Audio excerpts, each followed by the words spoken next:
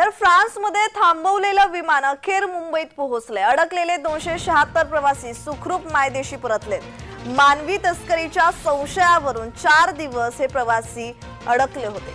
मानवी तस्करीच्या आरोपाखाली फ्रान्समध्ये थांबवलेलं रोमानियन विमान प्रवाशांसह मुंबईत दाखल झाले आणि या विमानात 303 प्रवासी होते। त्यापैकी फक्त 276 प्रवासी भारतात परतलेत। इतर प्रवाशांपैकी अनेकांनी फ्रान्समध्ये आश्रय मागितला असून 2 प्रवाशांवर आरोपही दाखल करण्यात आलेत। भारत सरकारने या प्रकरणी फ्रान्स सरकारचे आभार मानले। फ्रान्समधील भारतीय दूतावासाने सोशल मीडियावर पोस्ट करत या संदर्भात माहिती दिली आहे।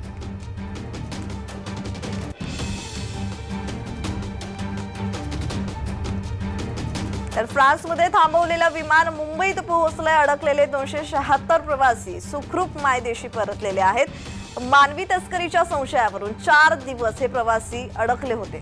तर मानवी तस्करीच्या आरोपाखाली फ्रान्समध्ये थांबवलेलं रोमानियन विमान प्रवाशांसह मुंबईत दाखल झालंय। तर या संदर्भात अधिकची माहिती देत आहेत आमचे प्रतिनिधी शुभम उमाळे। शुभम, फ्रान्समध्ये जे विमान अडकलं होतं ते सुखरूप मायदेशी परतलेलं आहे, या संदर्भात ताजा तपशील।